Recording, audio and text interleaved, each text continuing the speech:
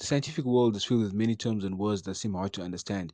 For example, you could hear of myocardial infarction, endoplasmic reticulum, exocytosis, phagocytosis, exothermic, endothermic, eukaryote, autotrophic, heterotrophic, hypoxia, hypotonic, and so on.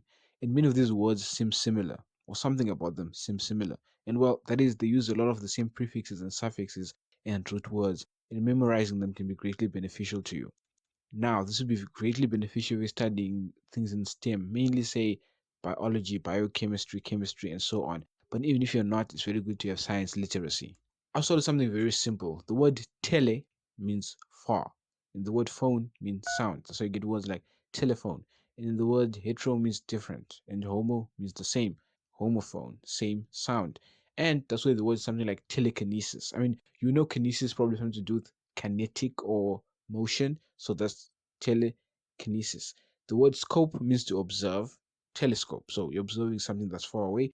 The word micro means something small. Again, scope means to observe. So microscope. We're observing something small. The prefix bio means life.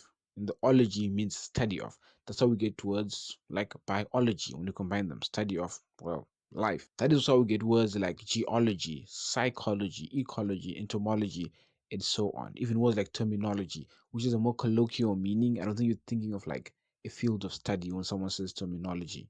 Back to ecology, the prefix eco means environment. So ecosystem, environmental system, ecology, study of, well, the environment. And the prefix eco, I'm pretty sure this is in biology. Let's say in economy, I have no idea what eco means there. There are also other prefixes such as chloro, hemato, endo, exo, trans, cis, pan, and more. And you may know the more colloquial meanings, but I mean, there's more in biology. Let's say they've a different meaning. Actually, the same meaning, but applied differently or something like that. Memorizing some of these words can be greatly beneficial, even if you haven't come across it yet. But just knowing what it means when you come across certain words, you'll be able to even explain, even answer a question of something you don't know. For example, let's say you're asked to differentiate prokaryotes and eukaryotes, or they say which one of them has a nucleus. Well, looking at the two words, something that seems very similar. The word karyotes is in both of them, which comes from the word karyon, which means kernel. Or, I mean, a kernel would be enclosing, let's say. So you can think that's the nucleus. And then you and pro mean true and before, respectively. So pro-kernel and true kernel. That literally tells you which one is the nucleus. So if they ask which one is the nucleus, the true kernel, which is eukaryote.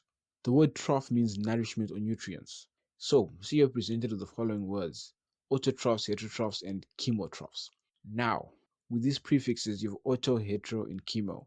I mean, I'm pretty sure most of you can guess that auto would be self, hetero would be something different, and then chemo would be chemical. So let's say, for example, these words are referring to where do these things get their nutrients. Just based on these prefixes, you would know that chemo gets it from chemicals, auto gets it from itself, and hetero gets it from something else that's not itself, like basically.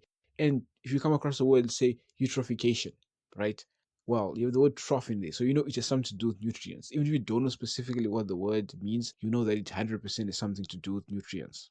There are also numbering words or words like bi, tri, quadri, penta, hexa, hepta, octa, nona, and deca. Specifically in, let's say, functional groups in organic chemistry, you'd get, instead of bi, tri, quadri, you'd have meth, eth, and prop, if I'm not mistaken. And then bute instead of quadri. So you get a word like octane, which, the longest carbon chain. If someone is to ask you how many legs does an octopus have, well, it has 8 legs because it's in the name, octopus.